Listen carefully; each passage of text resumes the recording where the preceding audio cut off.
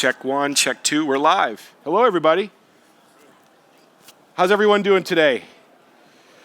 This talk, we switched out the topic, right? You're here for the OWASP Top 10 talk. At about an hour ago, we switched it to be a little more specific to the JavaScript framework du jour, the React framework. And so one of my areas of research within the OWASP Top 10 is injection.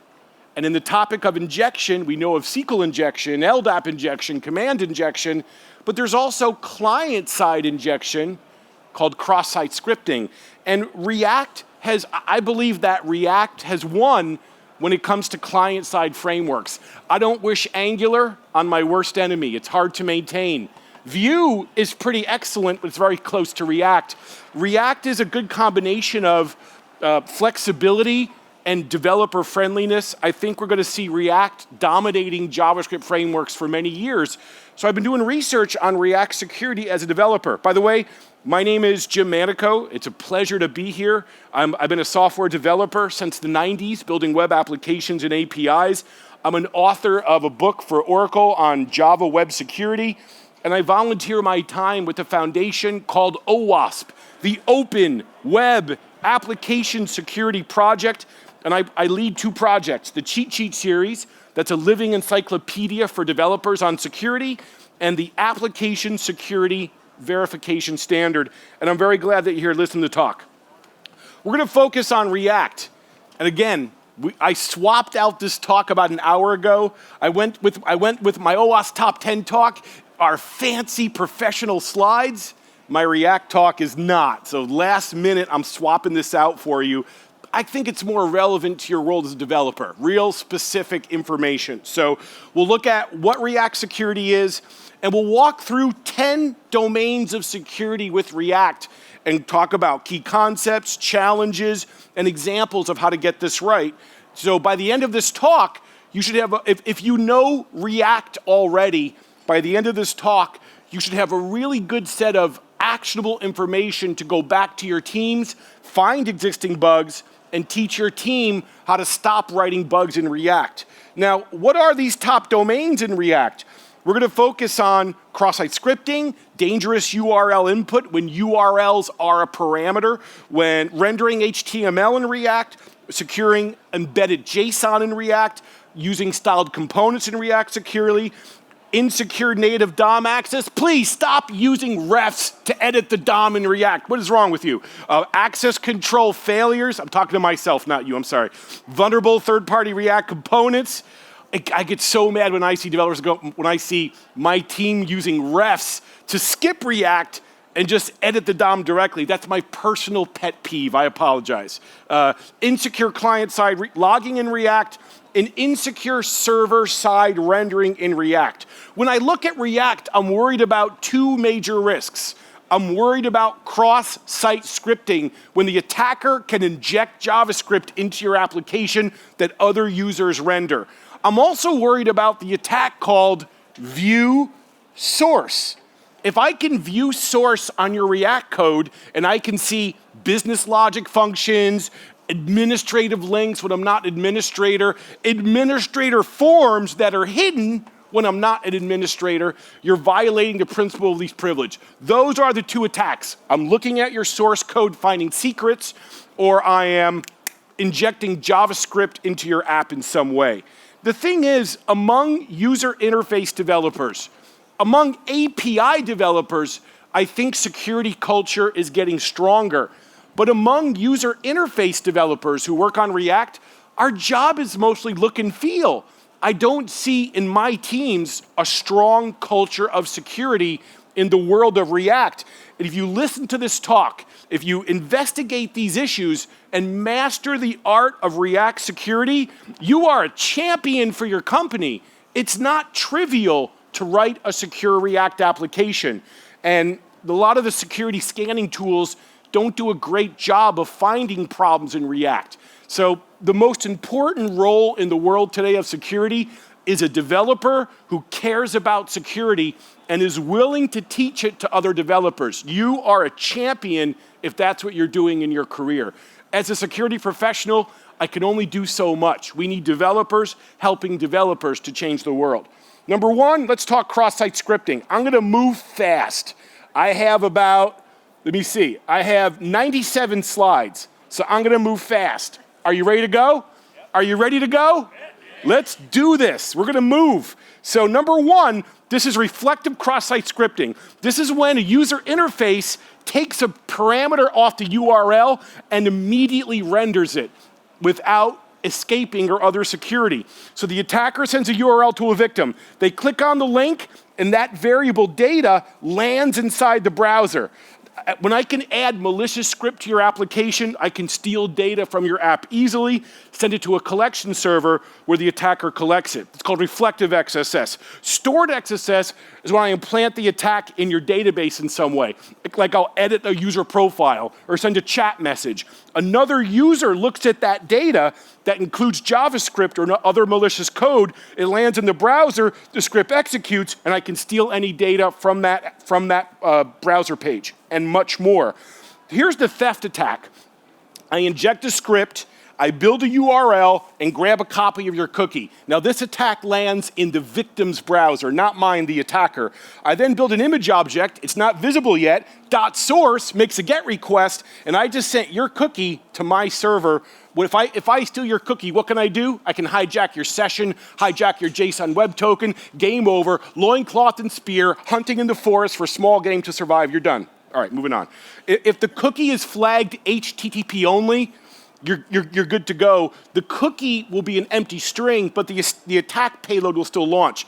Here's a credit card theft. Even I can steal any data from a page. Document, get element by ID, the credit card .value, same trick. I'm stealing any piece of data on that page. And again, HTTP only will not stop this attack. It's not a cookie anymore. Moving on. Anyone put sensitive data in local storage or session storage? One chunk of JavaScript and I'm stealing all of it. Local storage and session storage, they are not secure places to store sensitive data. Where is a good place in the browser to store sensitive data securely long term? Nowhere. Put sensitive data on a page, flush that cache, don't persist any data. Developers frequently put critical data into local or session storage, and this is how I steal it. I use a script, I walk through local storage, and use that same image trick to force an invisible GET request to send your sensitive data to my server, game over. So here is same site request forgery. This is the most common attack in cross-site scripting by real threat agents, real attackers and criminals.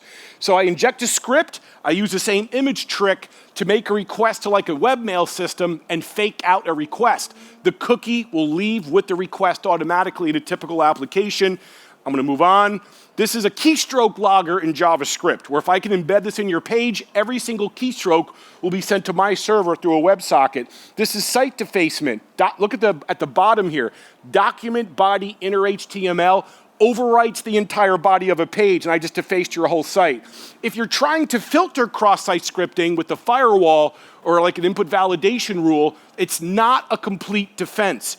JavaScript is an insane language. There are so many different ways I can encode JavaScript to bypass your filter. If I could go back in time, I wish I could, I'd go to the birth of Brandon Ike and Douglas Crockford, the two inventors of JavaScript, and murder them. So I'm sorry, I apologize. So what's this? So this is a polyglot XSS URL. It's a URL. JavaScript is actually a valid scheme. It shouldn't be, but it is. So I can actually type this into the browser, and it'll execute the payload. So a JavaScript URL is for a tester or QA to fuzz your site with this URL to see if we can get JavaScript to inject. My input should never cause JavaScript to execute from my personal input. This is Mario Heydrich. He's doing a fetch of the login page, walking through the text, and replacing all form actions with evil.com. This shows your actual login page, but changes the action to an evil collection server. So, that's cross-site scripting in a nutshell. Now, React is trying to address this. React does auto-escaping as a security layer with the JSX template engine. Most developers say, if I use JSX and my mustaches, I'm immune to these attacks, and that's not true. Auto-escaping in React will not protect you completely. I'm going to show you right now ways that I can evade React security and still execute JavaScript. And again, when you're doing escaping in React, the attack at the top would execute and launch my evil script. But if I run that same input through your mustaches in React or other encoding in React and JSX, it would escape it, what you see at the bottom. Now, look at that script tag at the bottom, &LT semicolon script, &GT semicolon. That's the less than script and greater than. Looks just like a script tag, but the browser will treat it like display data, not like a script tag. So when you escape data in React, you're displaying data exactly like the user typed it in a safe method. This is why escaping is so critical. Now, let's go deeper into React. The way we create components in React is with create element. And there's three main arguments: the tag, the properties, and the value. Now, your first variable, the tag, should never be untrusted data. If you put untrusted data into the first argument, like a variable from a user, an editable piece of data by a user in the first variable, that data is not automatically escaped within the world of React. That should always be static data. Number two, that's your props, right? Now, props are sometimes dangerous. Like, if you have an attribute that's an event handler, on click, on blur, that's dangerous. If the attribute is safe, like ID, that's typically not dangerous. So sometimes your properties are dangerous, sometimes they're not, depending on which attribute of a tag you're using. The third argument is input. That's always going to be escaped. However, again, escaping is not going to save you completely. As an attacker, I am an ethical hacker as part of my job. These are the ways I've been able to bypass React applications from the top 50 companies in the world in the last couple of years. Number one, if I see input going through the wrong variables of create element, dangerously set inner HTML. Let me ask you a question. If you're using dangerously set inner HTML on raw user input, then what kind of life are you living? You're living dangerously. All right, stop. Also, a JavaScript URL, values passed into a styled component, embedding JSON as a performance pattern at the top of your page incorrectly with Stringify, or trying to dynamically build React templates with server-side data. All of these things lead to security weaknesses in your React code that's relatively simple to stop. As a React developer, if you care about security, and if you're here, you do. So if you're a React developer, you care about security, you need to embrace three defensive techniques that you must do manually on your own. Number one, validation. Validation will set a rule that validates what good data is and automatically rejects everything else. Sanitization, that will take input and clean it up from a security perspective. Typically very dangerous to do. We only want to sanitize in very specific circumstances. And three, escaping. That converts your data to an equivalent form that's going to be safe to embed in React. So in my world of React secure coding, I need to validate a URL that's a parameter, not a full URL you type into a browser or click on, but URLs as a parameter, like from login flows. I need to sanitize HTML input that goes through dangerously. I need to escape CSS variables, embedded JSON, and I must do this manually outside of just React's typical security. So let's look at dangerous URLs. Google research tells me 1/3 of all successful attacks against their services is with a dangerous URL. Let's look at this. So URL input, let's do it. In this case, we have a payload that's a JavaScript URL that will execute an alert.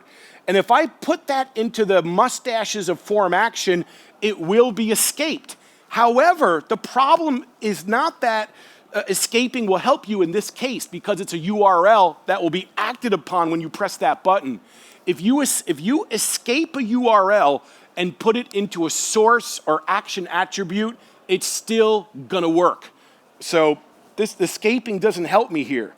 In fact, if you take a look at this code here, whoa, we see we have a JavaScript alert payload, and I'm putting it into an anchor tag's href attribute raw, and the linters will pick this up as, look, warning, you should not put a URL directly into mustaches, that's user input. So your linters will light up that this is a bad idea. I implore you, if you're coding with React, please use a linter. I'll recommend some at the end. Now React tries to detect this attack, and they do a relatively, sadly, a bad job of it. Angular, which I don't like to maintain myself, does a really good job at this. React does not. And look at line 37 through 39. A future version of React will block this. It's not active yet. So the defense is a warning. It's not active defense yet in React because, frankly, they're not doing this right. I mean that respectfully towards the React team. I love their framework. So this is how I bypass JSX, how I bypass React. I just go search on GitHub, href equals mustache, and you'll find thousands of apps that make this mistake. If you're putting a variable into an href, then I can, and you're only detecting if it's a valid URL, JavaScript is a valid scheme. That JavaScript will literally modify the whole DOM to say dogs are awesome. Hey, Sarah, no offense, I'm a cat person. It's okay. So this is a big, see, Jim's cat pictures is my homepage. With the defacement, it becomes dogs are awesome. I'm a cat person. Let's just move on. We're moving on. But this is really critical. Google tells me 1/3 of all successful attacks against Google clients is with this methodology, using a JavaScript URL to bypass React's escaping security. Because remember, if you escape a URL and put it in an active attribute that acts on that URL, an escaped URL will still be active. So this is why this defense does not work. It's the main bypass against React security. Also, the way I solve the problem is not in the API. A secure React developer does not trust the API. They assume the API will give you malicious data. So I defend against every variable that enters my React ecosystem. Look at line 14, the secure link class. When I render an anchor tag, I say, is that payload safe? Even if it's hard-coded, it's just my habit. And if you look at line 4, the isSafe function, I check the protocol of the URL, I make sure it's HTTPS or HTTP at worst, and I block any other protocol. No data protocol, no FTP, and especially no JavaScript protocol is allowed in my URLs that I render. All right. R3, rendering HTML. This is where sanitization is most important. A lot of my work, I'm using TinyMCE, which is a WYSIWYG editor that replaces text areas with TinyMCE's WYSIWYG editor. A lot of my contemporary developers are moving away from TinyMCE and they're using Freola these days. Same thing. You have a WYSIWYG editor, you got bold text, you got different font colors, you embed images. When you hit submit, it's a big chunk of HTML. And how difficult would it be to modify that HTML? It'd be trivial. I mean, I use an intercepting proxy to modify input before it leaves the browser. In Chrome, I can literally edit the payload before it gets sent. So it's trivial to edit any payload before it's sent to your API. And I can add evil JavaScript to this in a relatively easy way. So the problem, though, is if I put HTML into mustaches in React, it escapes it. And I only see the code on screen. It doesn't render. So if you go Google, how do I stop React from escaping data? The very first hit in Stack Overflow will say, just use dangerously set inner HTML. You'll see my comment from Manico on that page that says, this is the most insane page ever. Please don't listen to the advice. So I think this is better advice. If anytime you're using dangerously set inner HTML, you're fully bypassing React's escaping. So what I would do is I would use DOM Purify. This is a JavaScript library from Mario Heidrich out of Berlin, Cure 53. And this is a pure JavaScript HTML sanitizer. All I do is say DOM Purify.sanitize of any string, and any JavaScript in that string will be removed. This is a brilliant library. It's only had a very few number of bypasses. And like any other library, if you're using DOM Purify, please keep it up to date to pick up the security updates. In general, I think this is the biggest problem in security applications right now. How many of you use open source components in your work? All of you. How many of you rigorously keep those components up to date? I see like one hand being raised, right? Most developers don't do this because when you update a library, you break your application, spend time fixing it, and your boss is like, what did you build today? And you're like, nothing. I fixed a security problem. And like, no one wants to hear that, right? They want to hear you building stuff, right? So updating libraries is a pain, but please do it, especially if you're using security libraries. So bad, dangerously set inner HTML on raw data. Good, dangerously set inner HTML on raw data with DOM Purify, cleaning out that HTML.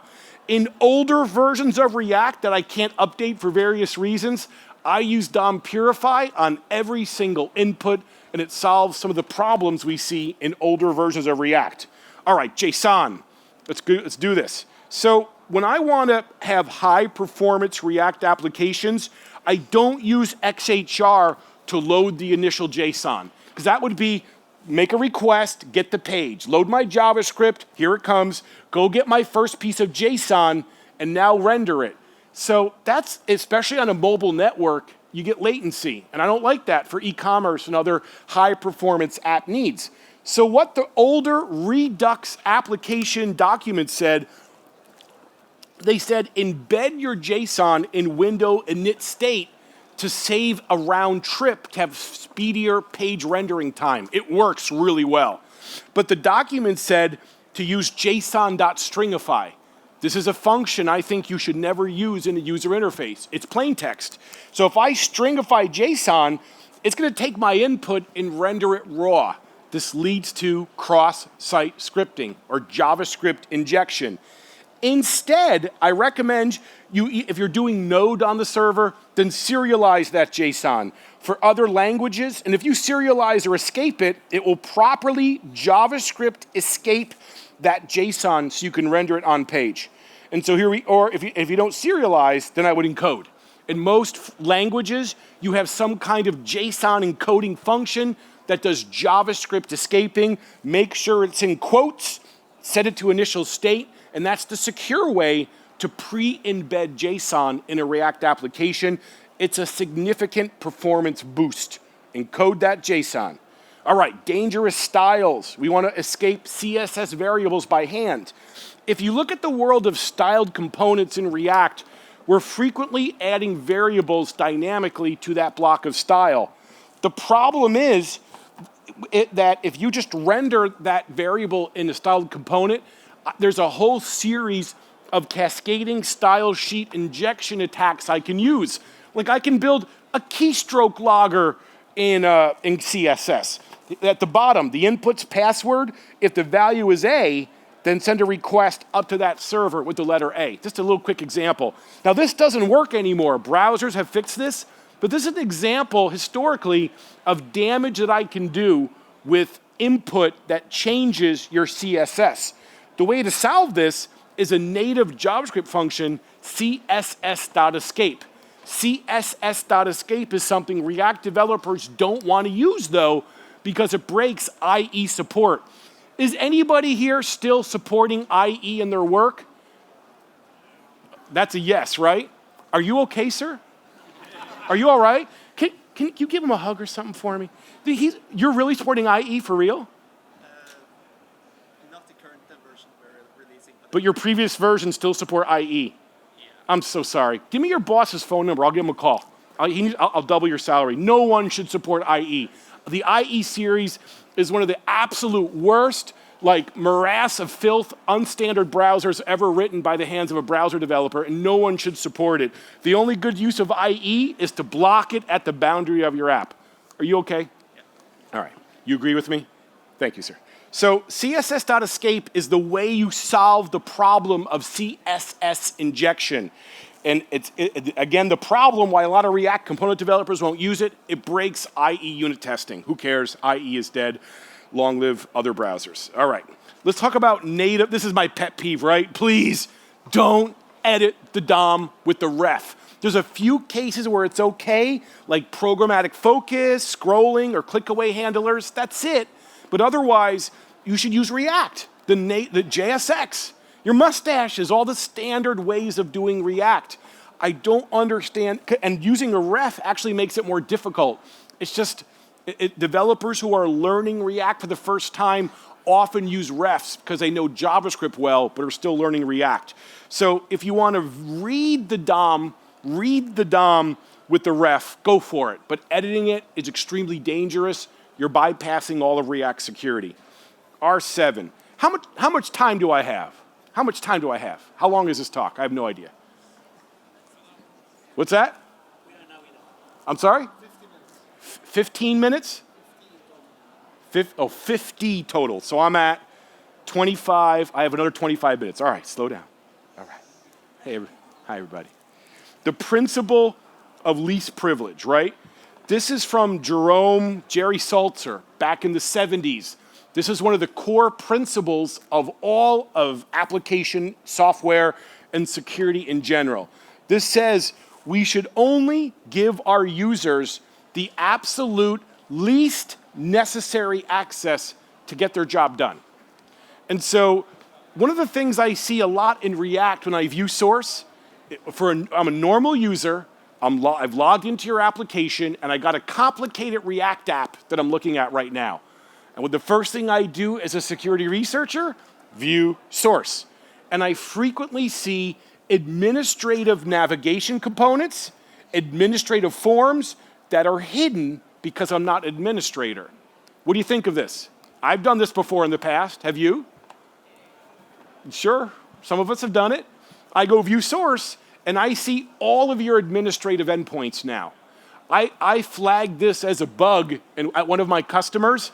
They got very upset with me. What I did was I went into their app, and there was a cookie that said role is user, and I used Firefox's cookie editor to make it role is admin. And all the admin component shows up in the app. And I took a screenshot. I'm like, hey, I'm now the admin. They're like, well, actually try those features. So I go to edit customer, one of their admin links. I pick a customer, edit, and I hit submit, and I'm blocked. So they're like, you're fine. I'm like, so you're telling me all of this administrative metadata in the forms is okay for me as a user? They're like, no problem. So I went back to the edit customer page. I did view source, and I cut and paste their entire customer list and put it in a text file, and they lost it. I'm like, you said it was okay. You told me this data was not sensitive, and I do marketing. I'm going to use your customer list to go get business. They're like, whoa, Jim, slow down. You win. This is a big problem. No typical user should ever see our customer list. So, principle of least privilege. Only show your users the absolute minimum they need to get their job done and no more. Please don't render an admin link if they're not an admin. This is debatable. I've had a lot of bounce back on this, but I think it's a good principle. Number two, so don't leak administrative endpoints. Don't expose business logic. All of this is very easily bypassed. View source shows me a lot. One of the tricks I use to handle administrative work like this is lazy loading. This will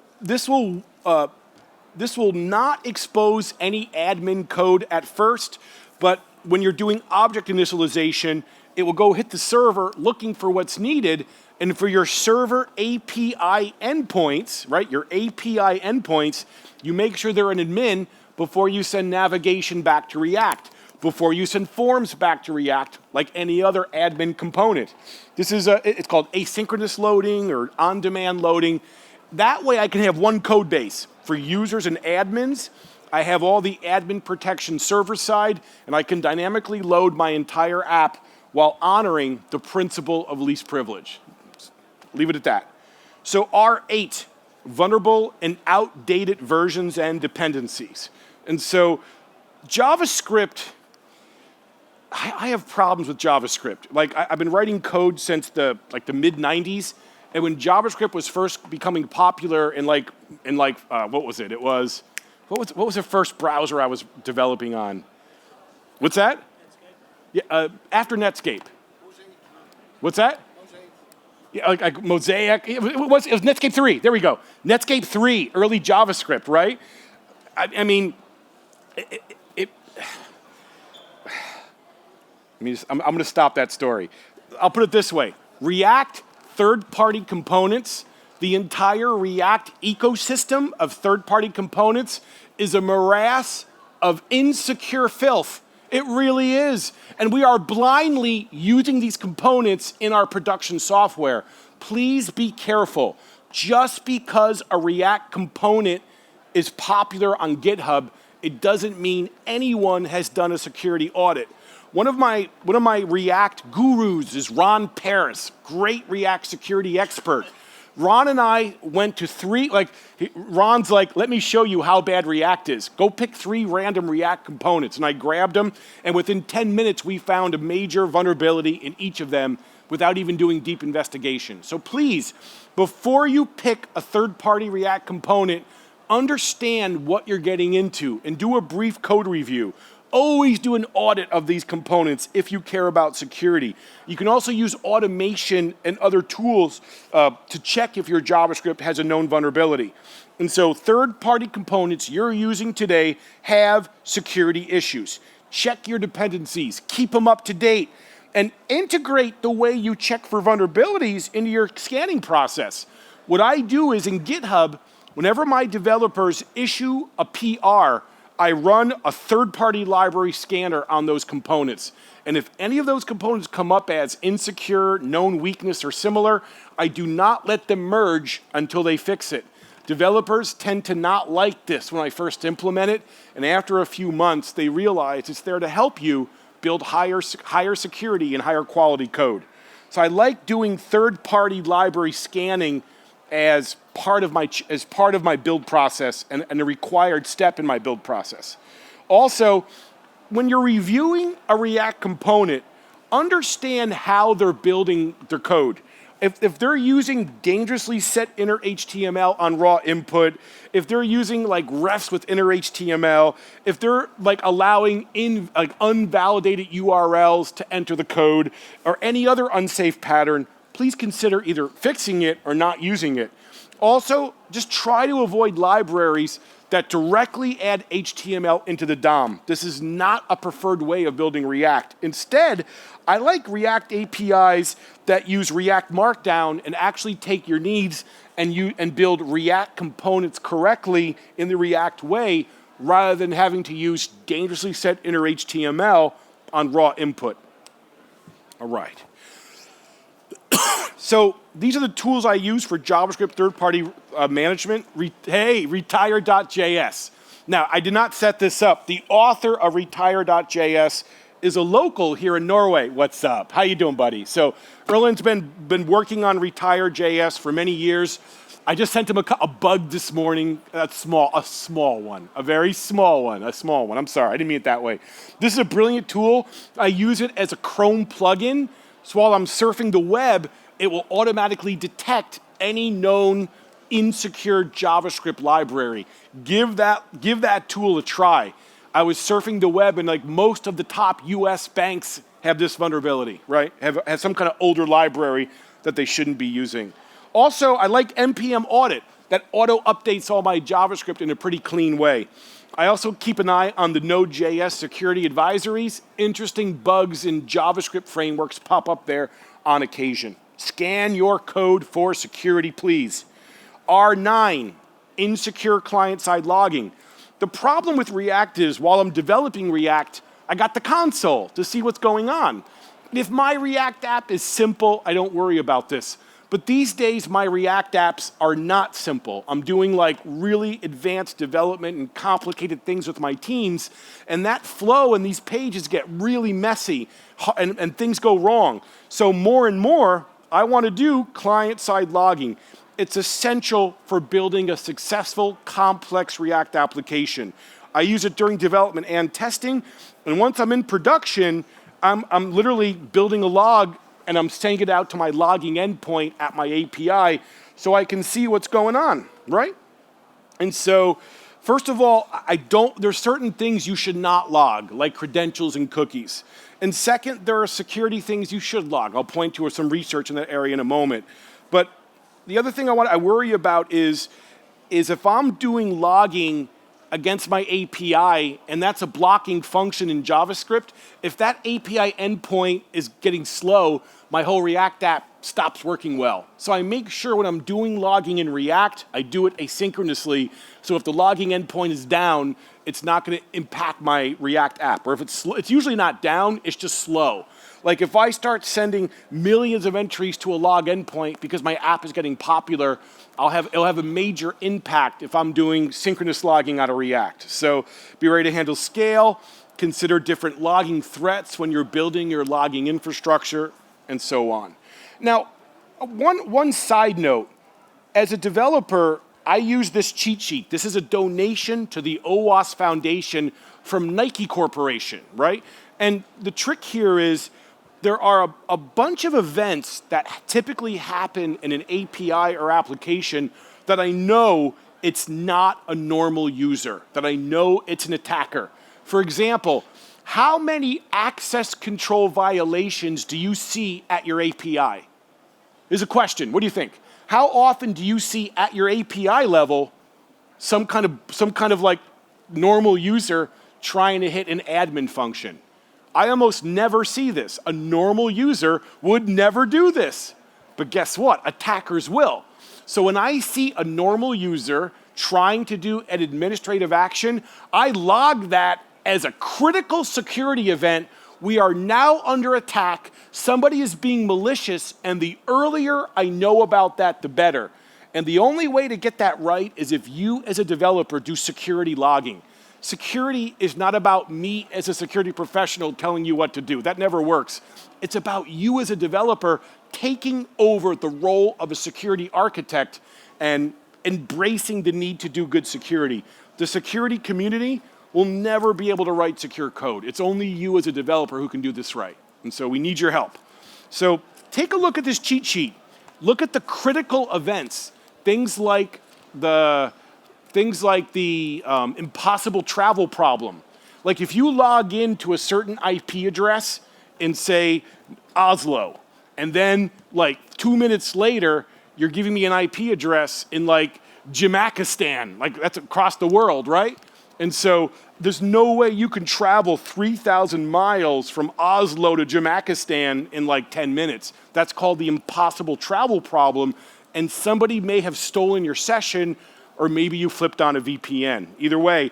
So there's all these events that happen in an API that's not typical user activity. It's an attacker going after you in some way. And if you log these events, which are relatively simple to do, you give me as a security person mammoth visibility into when you're getting attacked. And the earlier I know we're under attack, the better I can handle that incident before it becomes bad. And so a few other notes. There's the application logging vocabulary cheat sheet that will inform you as a developer what security things to log. There's also the normal logging cheat sheet, which talks about the overall problem and things you should not be logging. All right. So insecure server-side rendering. So there's a pattern in React called SSR. This is where you're mostly using Node on the server, and you're using React to render HTML and send it to the client. Now, typically React is a client-side technology, of course, but you can use SSR. It's becoming popular because it's such better performance, and it does increase the complexity of your app a great deal. Now, there's a whole series of functions to do SSR, server-side rendering. There's the render to functions, which again, as long as you're using React safely, they will build safe HTML for you. Where things go bad is when you're using a render to function in a server-side framework and you're adding a raw variable. You broke the security model. So if you're doing SSR, all of your HTML should be rendered through the render to series of functions, and no raw variables should be concatenated to that before you display it. So I see this, for those who do SSR, I do see this problem a lot. The other problem we have is with template injection. So very often I see a lot of developers taking old school ASPX, JSPs, PHPs with server-side rendering templates. They want to spice it up and add a little bit of React to it. And I see this kind of code frequently in that enterprise world, where I have an old school Java server page, and I'm going to throw some React into it, and now I'm dynamically creating a React template from server-side data. My opinion is your React template should all be static. You do not want to dynamically create a React template. If you want dynamicism, use variables, make a JSON hit, bring it back, and render it that way. I usually don't need to do this server-side. React calls for XHR and JSON, does not call for server-side rendering of this form. This is called template injection. This exists in Vue, exists in Angular, exists in React. Again, it's most commonly a mistake when a developer is taking an old school server-side rendering page and trying to change it to React. Those technologies don't mix well, right? If old school templates, they're talking to a database directly, building the page, and sending it to the server. But our newer frameworks like Angular and React, that brings all the code to the client and uses XHR to fetch JSON. So taking an old school template and moving it to React is usually a lot of work, requires repiping the whole application. Last note is a few notes on React security is that to get these 10 domains right, I highly recommend you use a linter while you're coding. And I think ESLint is one of the best. There's a lot of little things that go wrong that ESLint will pick up well. So, I'm 35 minutes in. I have 15 minutes. Many of you came here, by the way, if you have questions for me, I'm jim@manico.com. I am always happy to take your questions on security. I live and breathe application security. It's my passion, it's my job. I'm a professor and I love this stuff. So I'm gonna go back for a second now. We talked about React extremely fast, too fast. Many of you came here to talk about the OWASP top 10. Let me do that in the last 15 minutes, right? So the OWASP top 10. Yeah. So don't hack that written permission. Hang on, let me come here. So this is me, hi, I'm Jim. So where am I? The OWASP top 10, blah, blah, blah. Number 1 is access control. One of the biggest problems I'm gonna zip through this fast. One of the biggest problems in the world of access control, let me skip the basics, let me skip that, is this, indirect object reference. Every single API I've ever looked at in a security audit, I could change the number and steal data. Here I have a secure message system, mail.example.com messages and some number. That's the message in my inbox. I see that URL, I change the number, and I can often steal other users' messages. This is the number 1 top problem in all of application security right now, because the frameworks you're using, .NET MVC, Spring, Node, no framework that I know of handles this problem out of the box. You must custom code this yourself. I will nod to one framework in the Ruby world, can. They do have capability out of the box to handle this problem. But all of our major frameworks, they punt and say, figure this out yourself. What should this logic look like?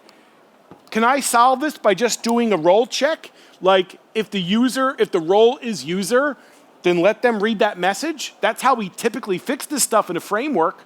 But this won't work because I can look at other messages of other users. So this check, even though it's an access control check, it doesn't solve the problem. I change the number, I'm stealing data. The way I typically solve this is with some kind of custom database entry. I like to push my access control to my data layer when I can. So I'm saying down here, right? Select ID data from the message table where the ID is 1, that's the message, and the author ID or the recipient ID is the user ID from a trusted source, the session, or a validated JSON web token, right? And the problem with this is, it's different for every app. This is business logic. All of access control is business logic. Are any of you using security scanners to review your work? I hope all of you are in some way. But guess what? the security scanners we're using, some of them are millions of dollars, they are useless at finding access control problems. Why is that? Why are these very expensive, very robust security scanners useless at finding access control problems in your code? Anybody? What's that? Louder, louder. Your access control logic is not known by the scanner. Exactly. The scanner knows if you're doing SQL injection, but the scanner has no idea if like report 3B, is that for managers? Is that for admins? Is that for users? We don't know. So scanners are useless at finding access control, which is the #1 problem in all of application security today. Let me jump ahead. OWASP, so #2 is about cryptographic failure. I'm not going to go too deep in here. Crypto is a really big, complicated world. I'll say a few things, though. Prepare for key management. These days, if you're using cryptographic keys to protect data, they belong in the Azure Key Vault, or the Amazon Key Vault, or the HashiCorp Vault. As a developer, I have several keys that are keys to my kingdom, and I have no idea what they are. Azure manages it for me, or AWS manages it for me. I can operate on that key. I can send data into the vault and sign, or I can encrypt, but I can't extract a copy of the key, and I recommend that behavior for any company. So it's called a hardware security module, or a key management system. So I can operate on the key, but I can't get a copy of it. I also recommend you read this article from how Cash App is doing crypto in the world of Amazon Web Service key management. They have a 3-key system. For every individual cell of data they're encrypting, they have a separate key. That key is protected by a service key, which is encrypted by the Amazon key management key. This will take me about an hour to explain, but go look at this. Cash App app layer encryption, it's one of the best examples of a modern crypto system I've ever seen. All right. So a few more notes about crypto. Please don't use .NET to build your crypto at the low-level language. Instead, I recommend the library libsodium. This is a well-vetted library to make crypto primitives easier on you. If you're in the world of other languages besides C#, I would recommend Google Tink as my crypto library. I do a lot of crypto work these days, and I only do 2 libraries. Google Tink for the Python, C++, Android, Java, Go type world, and I'll use libsodium for the .NET, C++ world. Again, it gives me a lot of primitives that are much more secure by default without a lot of extra work on my part, using the right modes and similar. Hey bosses, how much time do I have? What's that? 7 minutes, awesome. So A3 is injection. How do you stop SQL injection in your code? How do you stop SQL injection in your code base? Parameterized queries. Which variables should we parameterize when building a query? All of them.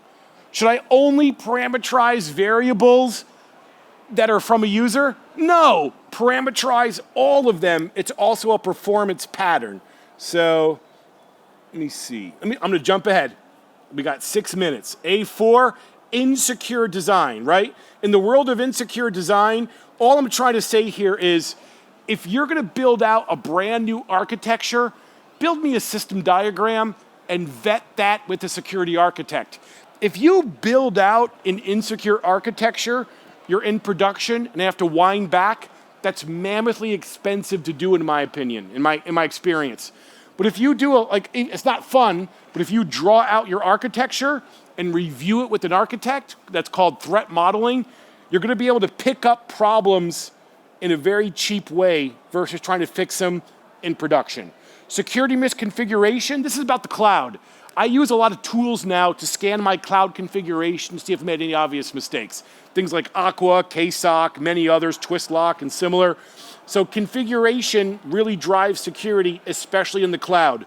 Vulnerable and outdated components, I recommend you use some kind of security scanner like retire.js to vet all of your third-party components and keep them up to date from a security perspective as best you can. I don't just update my libraries when there's a security problem. I update my libraries rigorously, so when I'm forced to update, they're already close to being updated. The longer I wait to update a library, the harder it will be to do so when I'm forced to do so. A7, software and data integrity failure. I use the rule of two. This shows up in my DevOps pipeline a lot. Very often, my DevOps pipeline says, I have to go out, grab a script, bring it into my DevOps pipeline, and run that script as root every day. And this bothers me. And a lot of the DevOps updates don't have integrity. So number one, I check the download hash of any script. And two, I get access to the GitHub repo of that script from the software developer and compare the code to the branch to make sure they match.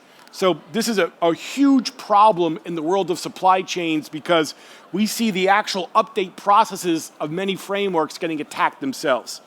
Almost done here. So A9, security logging and monitoring. Take a look at those security cheat sheets from the OWASP Foundation I was pointing out. I'm going to recommend a few quick things.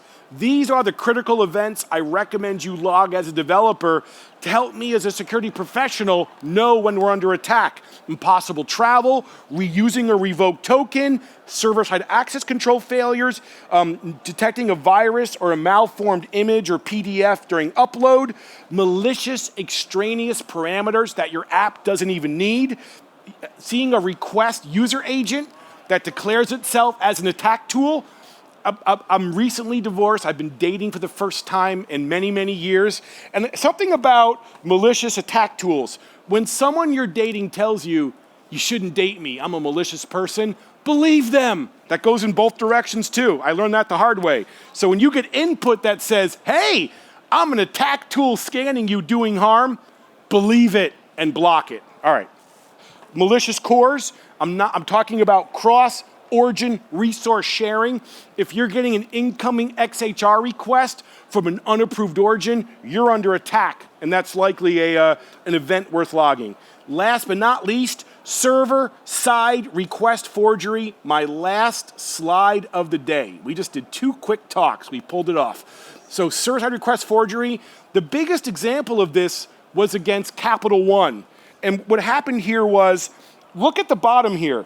There's a URL at the bottom from Capital One that's a server-side include, and their code only checked if that URL was valid. The attacker switched the URL, because that was an AWS server, to a configuration file where the attacker stole the WAF, Web Application Firewall configuration file, got an active security token, logged in, or used that to access Capital One's AWS admin client, went to the S3 bucket and stole 100 million credit card applications. So when server-side request forgery is when you're tricking the server into making a request that we never intended to make. And so there's a whole cheat sheet, the server-side request forgery cheat sheet from OWASP. That's 2 talks. I made it. I really appreciate you being here. If you have questions for me, I am anything@manico.com. Go forth and write secure code, developers. Thank you for being here today at NDC. You're free to go.